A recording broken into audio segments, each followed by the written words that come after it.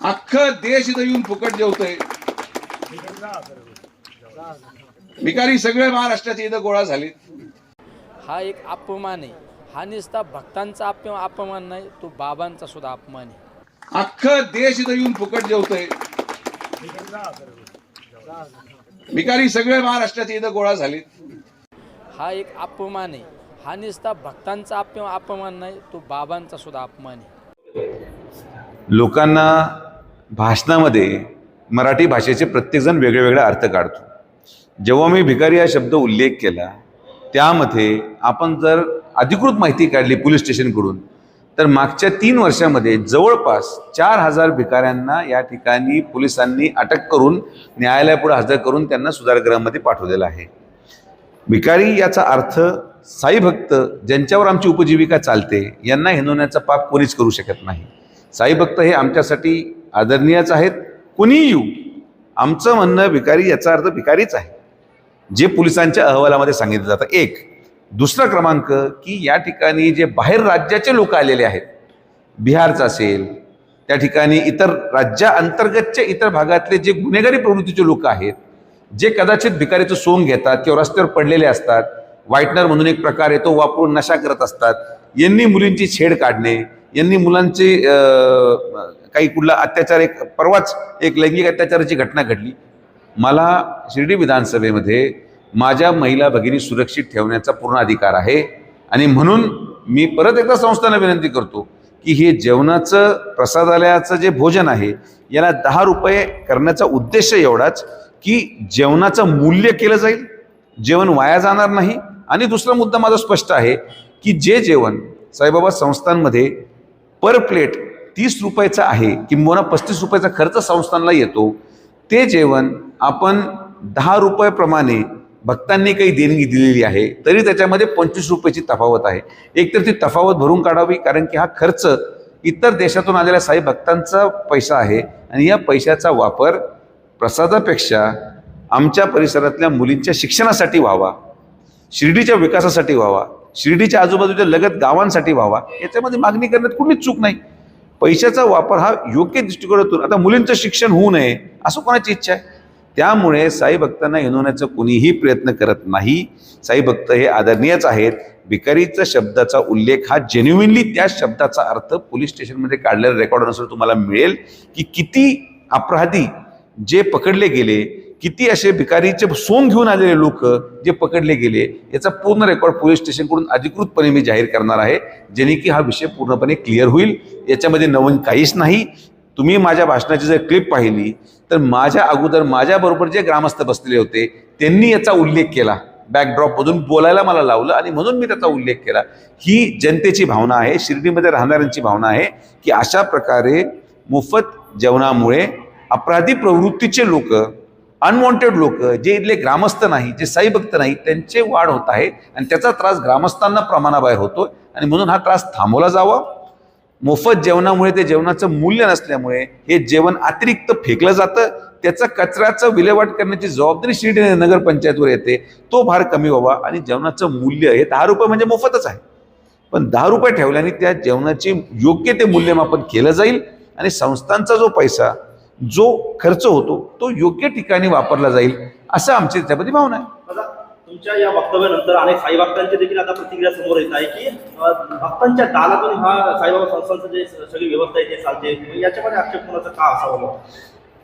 मग भक्तांच्याच पैशाने जर संस्थांची व्यवस्था चालते तर भक्तांनी अजून 10 रुपये देण्यात काय अडचण नाही ना. भक्तांच्या पैशातून जर संस्थान चालत असेल तर यामध्ये कुठली शंका नाही. पण साईबाबा संस्थान विश्वास व्यवस्था, ज्याची जबाबदारी ही सगळी शिर्डी चालवण्याची आहे, तर शिर्डीमध्ये राहणाऱ्या ग्रामस्थांचा अधिकार नाही का त्या पैशावर? आमच्या जे मुलं मुली आहेत त्यांनी चांगलं शिक्षण घ्यावं, स्पर्धेपरीक्षेमध्ये भाग घ्यावं, कोचिंग क्लास सुरू व्हावी, अशी त्यांचा अधिकार नाही का? मूळ शिर्डीची रचना शिर्डीच्या ग्रामस्थांनी केली. साईबाबा जेव्हा शिर्डीत आले तर शिर्डी बरोबर असलेले त्यांचे ग्रामस्थ त्यांच्याबरोबर होते. साईबाबांच्या मनाला देखील ही भावना आहे की ज्या भागामध्ये मी राहायला आलो, ज्या भागामध्ये माझं वास्तव्य आहे, त्या ग्रामस्थांचा पण विकास व्हावा. माझा आक्षेप कुठलाच नाही आहे. जेवण मोफत द्यायचं देऊ शकतात, पण कधीही संस्थांकडे आम्ही प्रश्न घेऊन गेलो तर संस्थान म्हणतं आमच्याकडे पैशाची उपलब्धता नाही, तर आम्ही त्यांना एवढं सांगितलं की पैशाची उपलब्धता नसेल तर या जेवणाचा खर्च 10 रुपये मात्र घेतल्याने जो काही पैशाची बचत होईल त्याचा खर्च मुलींच्या शिक्षणासाठी व्हावा ही माझी माफक अपेक्षा आहे आणि त्या भूमिकेशी मी ठाम राहणार. या वक्तव्याने कुठल्याही साई भक्ताला हिनवण्याचं कुठलंही कारण नाही. जे आजपर्यंत कधी केलं आणि ते आज का करणार.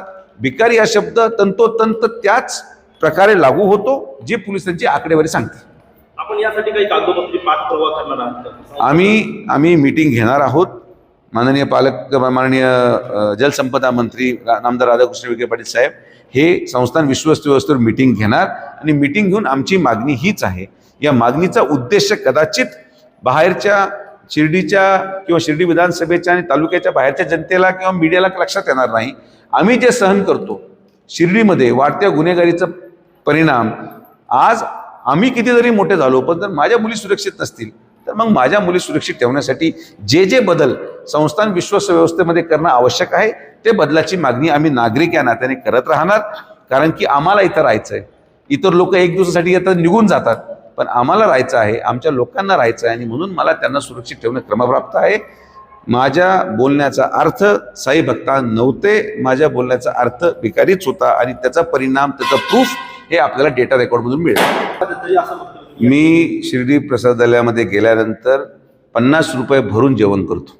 माझ्याबरोबर जेवढे कार्यकर्ते असतात जेव्हा मी कधी गेलो मी पैसे देऊन, तिथं 2 प्रकारचे जेवण आहे, ते खाली आणि एक वरती पेड जेवण आहे. मी पैसे देऊनच आजपर्यंत जेवण केलेलं आहे. मी कधी एखाद्या गोष्टीचा मी दावा करत असेल तर त्या गोष्टी पण मी तंतोतंत पाळतो आणि माझं एक स्पष्ट मत आहे, शिर्डी संस्थान देवस्थान हे देशातलं सगळ्यात 2 नंबरचं देवस्थान आहे. 1 नंबरचं कोणतं तुम्ही सांगा. तिरुपतीचं आहे. मग तिरुपतीमध्ये गेल्यानंतर तुम्हाला मोफत भोजन मिळतं का? तिरुपती देवस्थान हे मोफत भोजनाची सेवा देतं का? तर तुम्ही गोष्टी तुलनात्मक केल्या पाहिजे. माझा उद्देश एवढाच आहे की जेवणाच्या अन्नाला मूल्य मिळावं हीच त्यामध्ये इच्छा आहे. मी स्वतः प्रसादालयामध्ये जेवताना पैसे भरून जेवणारा माणूस आहे. मी आज सकाळपासून मीडियाद्वारे मी पाहिलं, वास्तविक पाहता कोणाला भिकारी म्हणण्याचा अधिकार कोणाला दिलेला नाही. तुम्ही पाहिलं असेल आज बाबांच्या समोर जो भाविक भक्त उभा राहतो तो भाविक असतो. बाबांच्या दरबारात आलेला प्रत्येक हा भाविक, साधू संत हा भाविक असतो. आणि राहिला प्रश्न अन्नदानाचा प्रश्न, ही परंपरा आज नाही सुरू केली.